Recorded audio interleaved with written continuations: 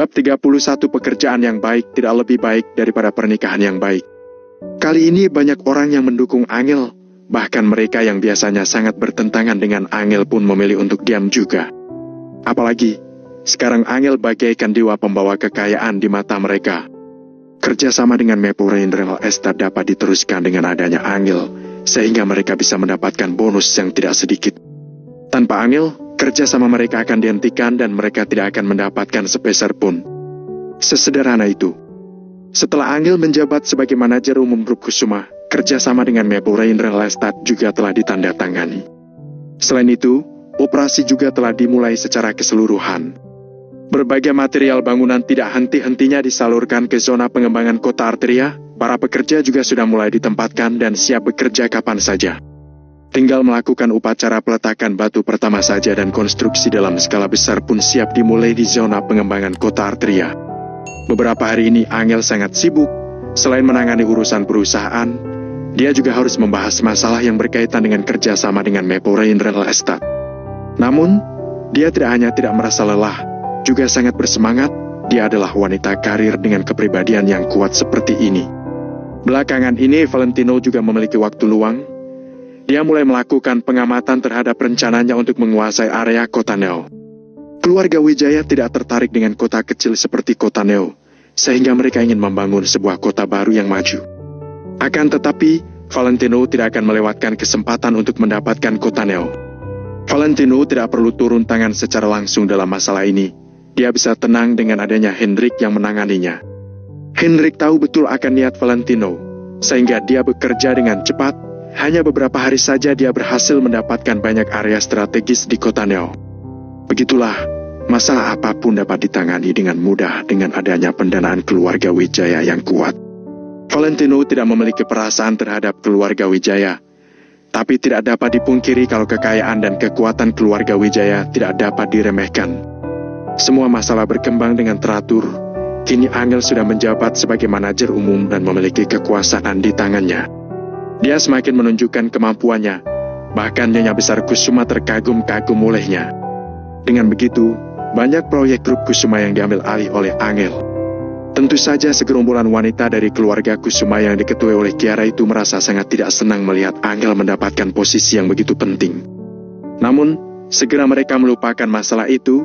Hanya seorang manajer umum saja, apa hebatnya? Perlu diketahui kalau kelak mereka akan menikah dengan orang keluarga Wijaya di kota Miracle dan menjadi nyonya di keluarga Wijaya. Status itu benar-benar luar biasa.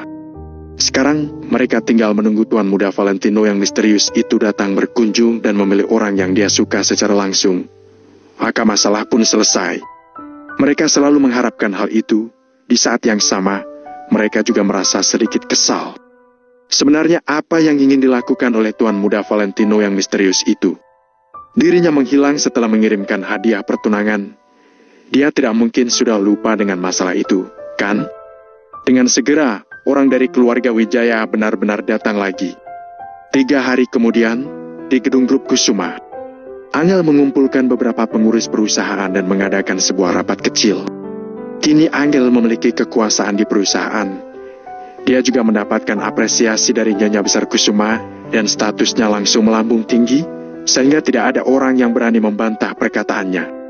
Bahkan Bobby dan Robert sekalipun harus duduk di sana dengan patuh, tapi mereka tidak panik. Mereka sangat yakin kalau Angel pasti telah merayu bos besar Maple Rain Real Estate. Kalau tidak, urusannya pasti tidak akan selancar ini. Karena sudah mengetahui rahasia Angel, maka mereka tinggal menunggu kesempatan yang tepat untuk menyebarkan informasi itu dan grup Kusuma akan jatuh kembali ke dalam genggaman Bobby. Kini Angel juga sudah paham. Dulu dia bekerja untuk grup Kusuma, tapi sekarang dia bekerja untuk dirinya sendiri. Karena orang-orang keluarga Kusuma ini merendahkan keluarganya dan merasa keluarganya telah mempermalukan keluarga Kusuma, maka Angel akan memperlihatkan kepada mereka apakah dirinya memiliki kemampuan atau tidak. Angel berpikir dalam hatinya, selama dirinya cukup kuat, maka status orang-orang keluarganya juga akan terangkat, termasuk Valentino. Pada saat itu, orang lain harus berpikir 2 kali kalau ingin mencemooh Valentino. Hari ini, Angel mengenakan baju kerja warna hitam yang membuat sosoknya terlihat semakin sempurna.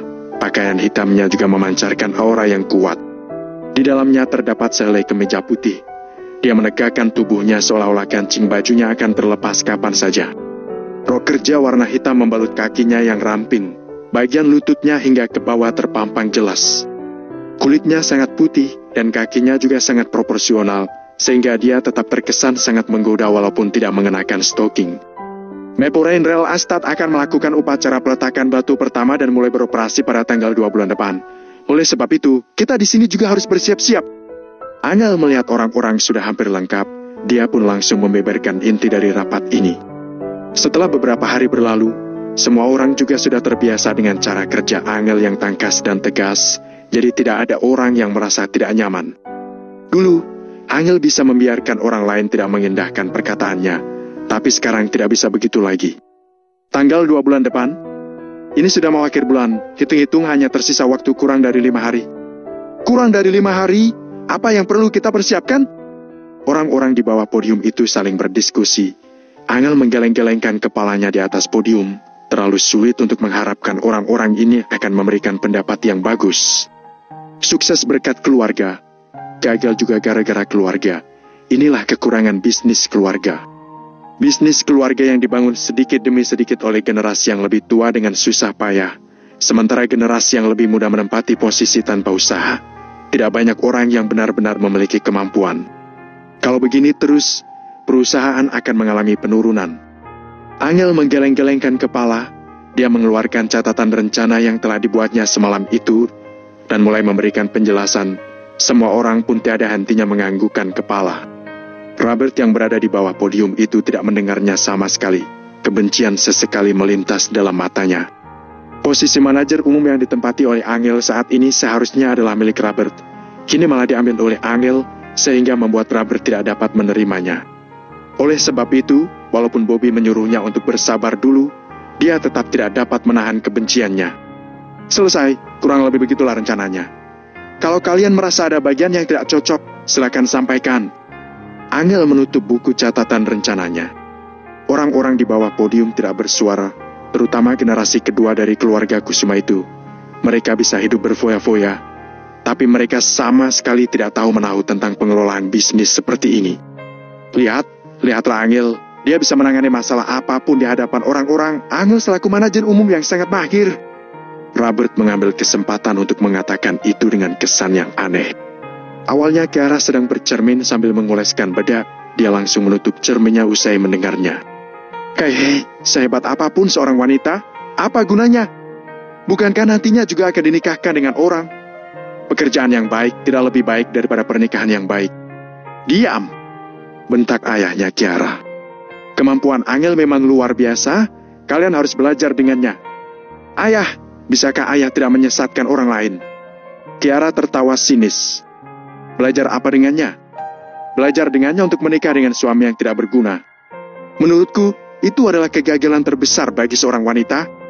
Kiara, jaga mulutmu, kata Angel menatap dia dengan tajam sambil menepuk meja dengan tiba-tiba. Angel yang dulu bisa bersabar, tapi sekarang sudah berbeda. Sekarang dia adalah manajer umum perusahaan ini. Dia sama sekali tidak perlu menahan emosinya lagi.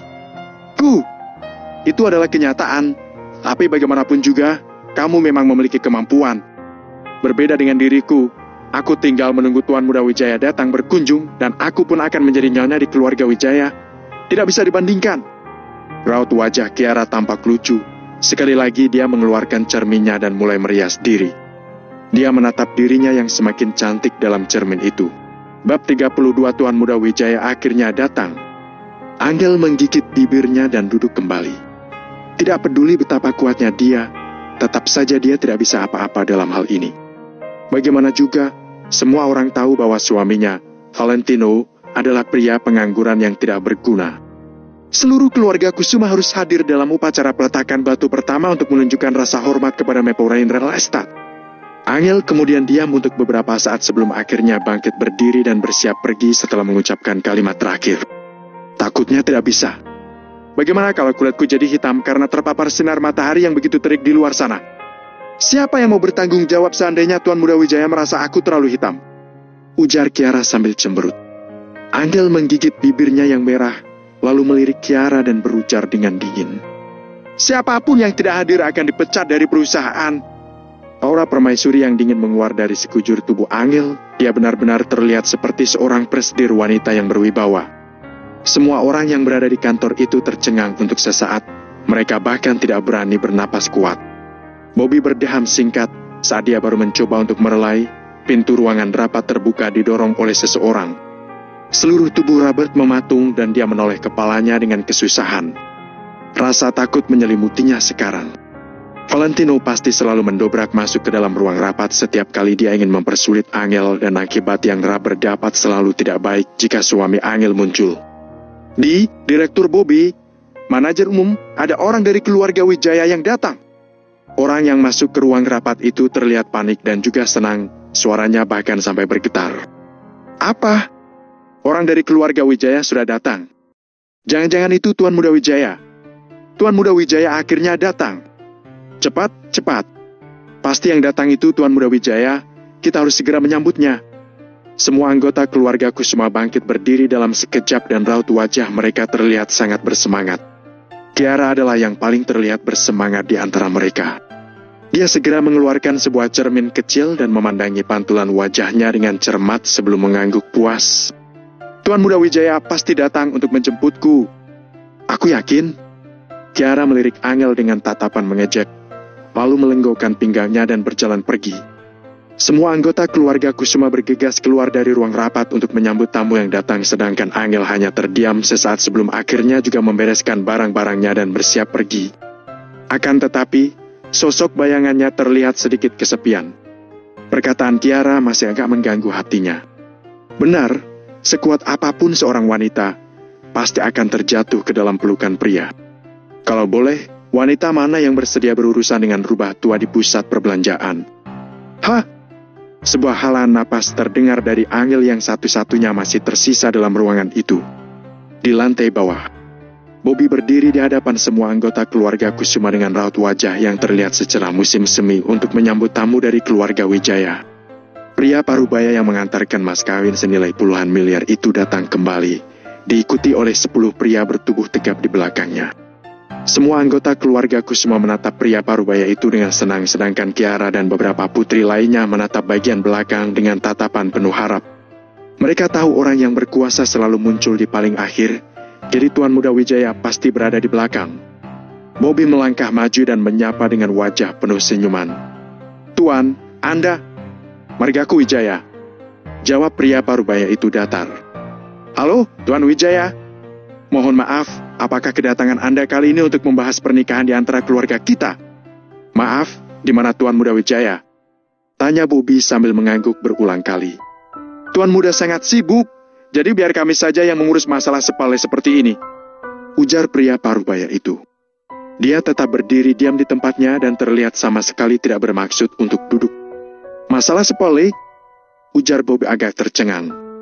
Masalah pernikahan ini adalah sesuatu yang besar. Bagaimana bisa dibilang masalah sepele? Sementara itu, Kiara dan para putri lainnya merasa kecewa karena Tuan Muda Wijaya ternyata tidak datang.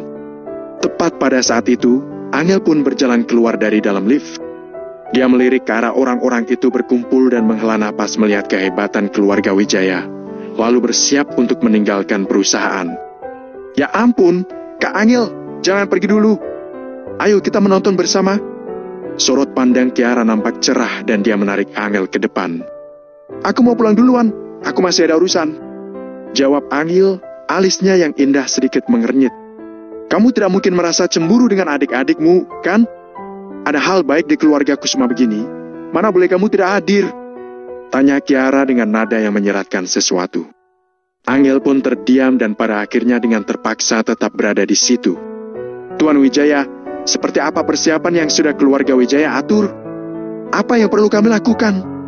Tanggal pernikahan dan yang lainnya semua diserahkan kepada keluarga Wijaya. Kami akan menyanggupi semuanya. Ujar Bobby dengan gembira.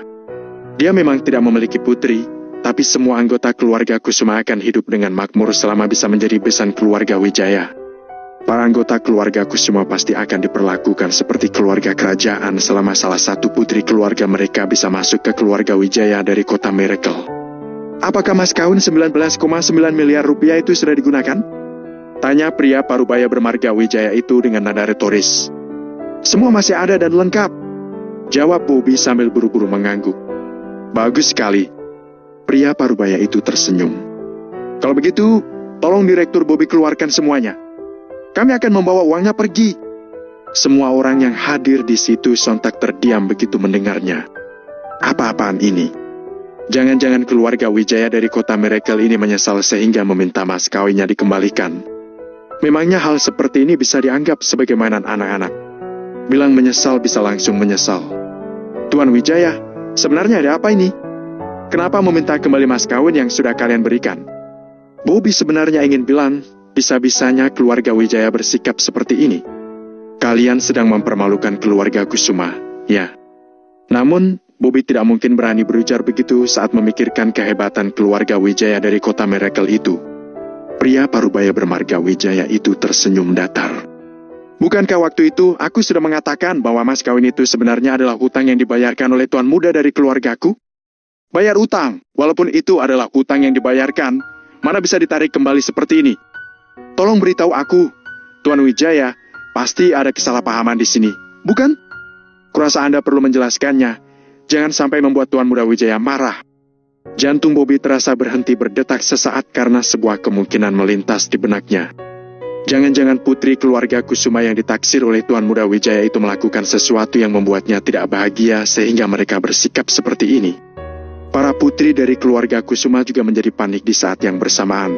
Mereka semua sibuk mengingat-ingat apa yang telah mereka lakukan selama 2 hari ini. Akan tetapi, mereka tidak melakukan apa-apa setelah mengingat baik-baik.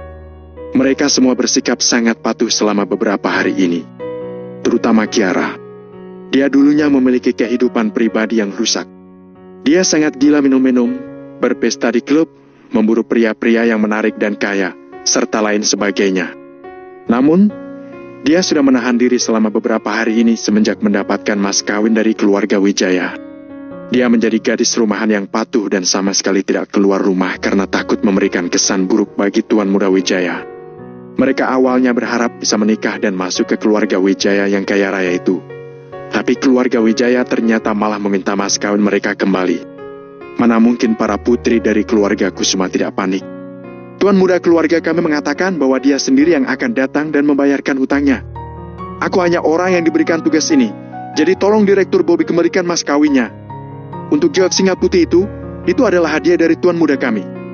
Si pria parubaya bermarga Wijaya menjelaskan kepada Bobby dan semua orang yang hadir sesuai dengan perintah yang dia dapatkan. Datang sendiri untuk membayarkan hutangnya. Aku mengerti, ujar Bobby yang segera paham meski awalnya termangu untuk sesaat. Tuan Muda Wijaya ingin memberikan mas kawin senilai 19,9 miliar rupiah itu secara langsung kepada gadis yang disukainya, bukan? Bobby pun sontak menghela napas lega begitu melihat si pria parubaya mengangguk dengan penuh maksud. Dia kemudian buru-buru bertanya lagi. Maaf, Tuan Wijaya, aku ingin bertanya lagi. Gadis yang menarik perhatian Tuan Muda Wijaya adalah putri dari keluarga Kusuma, bukan? Kiara dan semua putri keluarga Kusuma lainnya memasang telinga mereka baik-baik untuk mendengarkan karena pertanyaan inilah yang mereka juga sebenarnya ingin tanyakan. Bab 33 tanggal 8 bulan depan. Iya, masalah ini sudah diputuskan dan tidak bisa diubah lagi. Si parubaya bermarga Wijaya itu mengangguk lagi. Sepertinya hari ini dia tidak terburu-buru untuk pergi, tapi sebaliknya dia menjawab semua pertanyaan dan mengatakan apa yang bisa dikatakan kepada semua anggota keluarga Kusuma.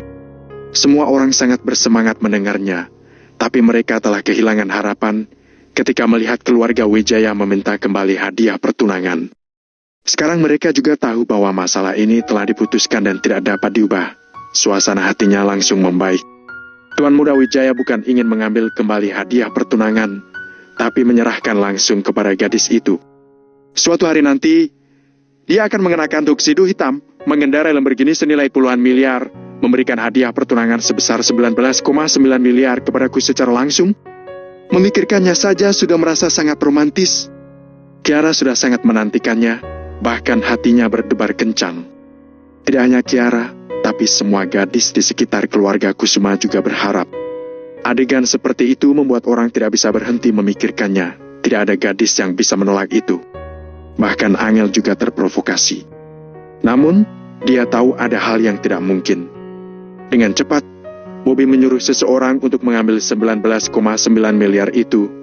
Tidak ada rasa ketidakkerelaan dalam hatinya. Lagi pula, uang itu diambil kembali oleh keluarga Wijaya hanya untuk sementara dan akan segera dikembalikan.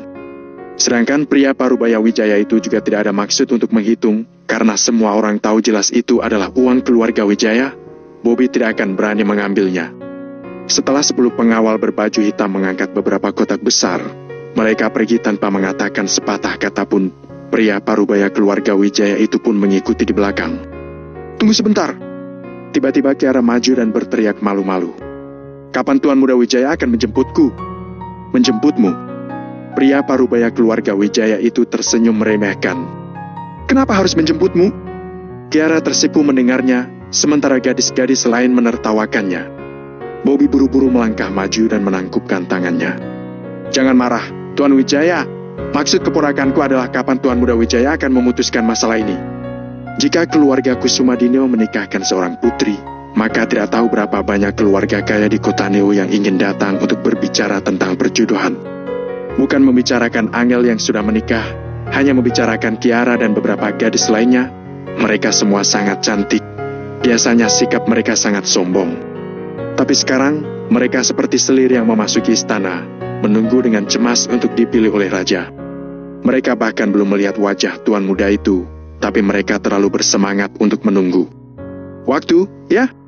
Menurut yang dikatakan tuan muda, sepertinya tanggal 8 bulan depan, itulah waktunya."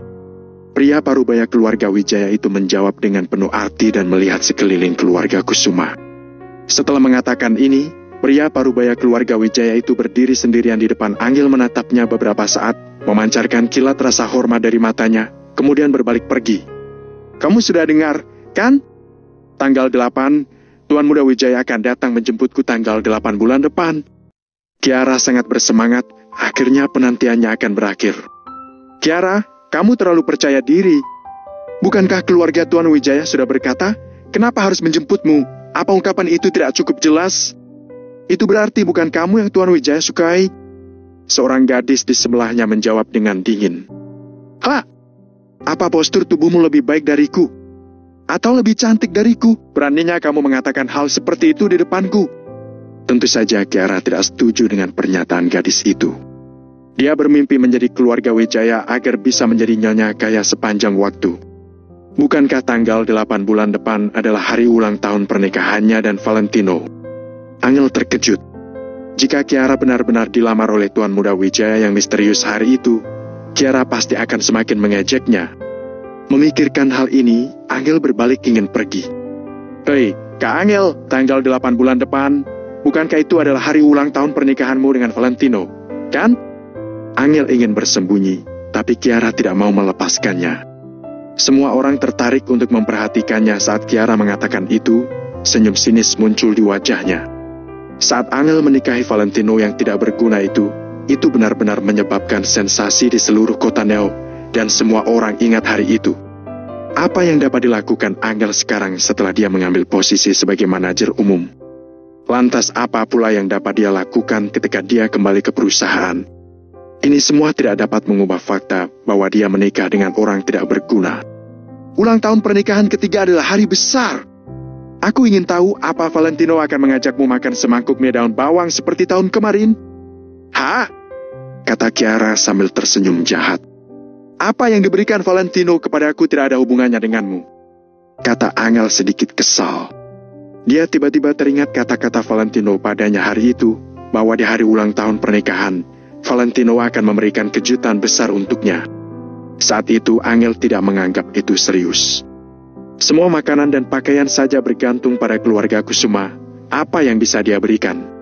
Tapi Angel tidak bodoh, akhir-akhir ini Valentino memang berbeda dari sebelumnya. Dia terlihat seperti pengangguran yang tidak pergi bekerja sepanjang hari dan hanya berkeliling dengan BMW temannya. Namun, Angel telah tinggal bersama Valentino selama 3 tahun, jadi dia bisa menyadari perubahan pada Valentino. Perubahan Valentino itu adalah kepribadian, aura, dan perasaan seluruh dirinya yang diberikan kepada orang lain. Oleh karena itu, Angel samar-samar percaya pada Valentino. Mungkin, Valentino benar-benar memberi kejutan padanya, bahkan jika itu hanya setangkai mawar, Angel akan sangat bahagia untuk waktu yang lama. "Ah, Kak Angel, Tentu saja apa yang diberikan Valentino padamu tidak ada hubungannya dengan kami. Hanya saja ada peribahasa berkata, jika tidak ada perbandingan, maka tidak ada luka. Aku khawatir ketika kamu melihat Tuan Muda Wijaya memberiku karangan bunga mawar yang besar dan miliaran hadiah pertunangan. Kiara tertawa mengejek. Angel melirik Kiara, lalu mengabaikannya dan berbalik untuk pergi. Dede, jika menjadi seorang wanita, lebih baik menikah dengan orang yang baik daripada lahir di keluarga yang baik. Sayang sekali kamu tidak memiliki nasib seperti itu. Kiara memandang rendah Angel. Sebuah mobil sport BMW seri convertible biru yang mempesona melaju di jalan Giram Kota Neo. Valentino mengenakan pakaian kasual yang tidak mewah. Jendela mobil dibuka, lengan kirinya terjulur keluar jendela, dan ada sebatang rokok di antara jari-jarinya. Danu berbaju hitam, tidak banyak bicara dan sangat tenang duduk di sampingnya seolah tidak terlihat. Kak Valentino, kamu mau bawa aku kemana? Danu terus bergerak karena penasaran. Kamu akan tahu saat tiba nanti. Valentino tersenyum santai dan tidak buru-buru menjelaskan kepada Danu. Mobil ini bagus, punya siapa? Danu bertanya lagi. Kalau kamu menyukainya, aku akan memberimu satu, kata Valentino dengan tenang. Mata Danu penuh keterkejutan lalu dengan tiba-tiba menoleh dan menatap Valentino dengan hati-hati. Dia benar-benar tidak tahu bagaimana bisa Valentino yang berbagi sebotol bir dengannya tiba-tiba menjadi kaya. Kak Valentino, apa kamu membeli tiket lotre?